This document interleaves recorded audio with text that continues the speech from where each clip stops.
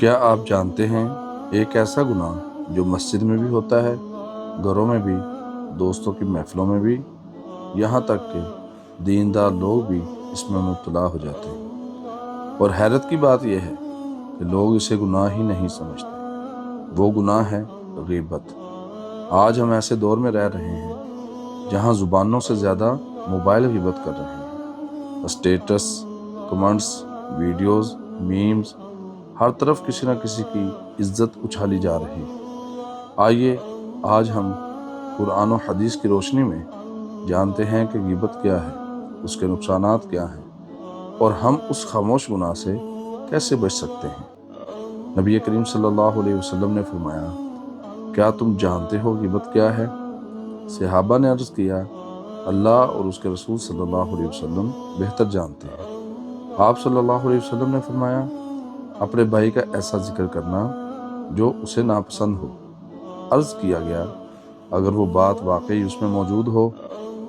فرمایا، اگر وہ بات اس میں موجود ہے تو تم نے غیبت کی، اور اگر موجود نہیں تو تم نے بہتان لگایا۔ سوچئے، ہم روز کتنی آسانی سے کہتے ہیں وہ بہت مغرور ہے، اس کے اخلاق اچھے نہیں، وہ بہت بڑا چلاک ہے۔ اگر یہ بات سچ بھی ہو تب بھی غیبت ہے۔ اللہ تعالیٰ فرماتے ہیں، اور تم میں سے کوئی اپنے مردہ بھائی کا گوشت کھانا پسند کرے گا؟ اللہ اکبر۔ غیبت کو مردہ بھائی کا گوشت کھانے سے تشبیہ دی گئی۔ سوچئے، اگر کسی کے سامنے مردہ انسان کا گوشت رکھا جائے تو انسان کانپ اٹھے گا، لیکن افسوس، ہم زبانوں سے روز اپنے بھائیوں کی عزت کھا رہے ہیں۔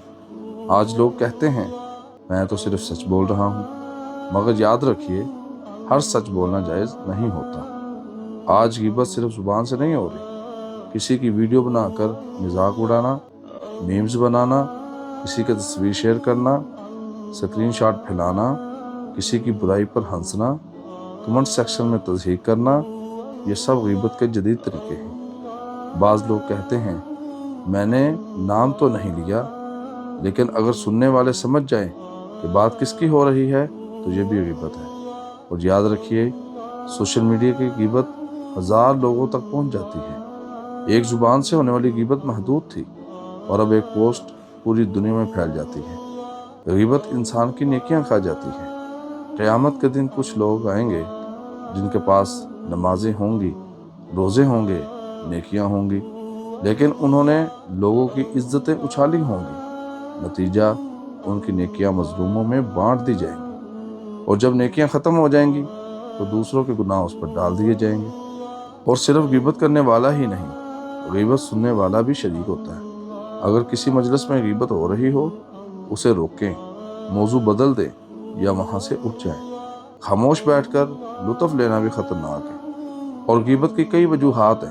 پہلی، حسد، لوگ دوسروں کی کامیابی برداشت نہیں کرتے۔ دوسری، خود کو بڑا سمجھنا، کسی کو نیچا دکھا کر خود کو بہتر ثابت کرنا۔ اور تیسری، مذاق اور تفریح، لوگ ہنسانے کے لیے عزتیں اچھالتے ہیں۔ اور چوتھی، غصہ، غصے میں انسان دوسروں کی برائیاں بیان کرتا ہے۔ اور پانچویں، فارغ محفلیں، جہاں اللہ کا ذکر نہ ہو وہاں اکثر غیبت شروع ہو جاتی ہے۔ اب غیبت سے ہم کیسے بچ سکتے ہیں؟ اس کے چند طریقے ہیں۔ پہلی، اپنی زبان کی حفاظت کریں۔ بولنے سے پہلے سوچیں، اگر یہ بات میرے بارے میں ہوتی تو۔ دوسرا، خاموشی کی عادت اپنائیں، ہر بات کا جواب دینا ضروری نہیں ہوتا۔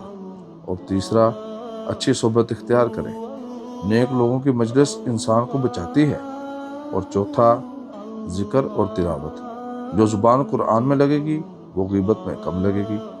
اور پانچواں، سوشل میڈیا احتیاط سے استعمال کریں، ہر پوسٹ شیئر کرنے سے پہلے سوچیں۔ اب سوال یہ پیدا ہوتا ہے کہ ہم توبہ کیسے کریں؟ اگر ہم غیبت کر چکے ہیں تو اللہ سے سچی توبہ کریں، آئندہ نہ کرنے کا عزم کریں، جس کی غیبت کی ہے اس کے لیے دعا کریں، ممکن ہو تو معافی مانگیں۔ اللہ بہت معاف کرنے والا ہے۔ میرے بھائیوں اور بہنوں، قیامت قریب ہے، اعمال نامے بند ہونے والے ہیں۔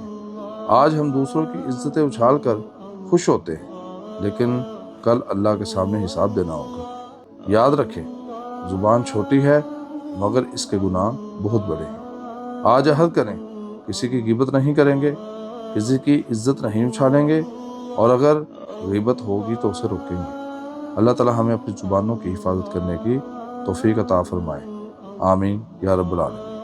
اگر یہ ویڈیو آپ کے لیے فائدہ مند رہی ہو تو اسے دوسروں تک بھی ضرور پہنچائیں، شاید آپ کے شیئر کرنے سے کسی کی زندگی بدل جائے۔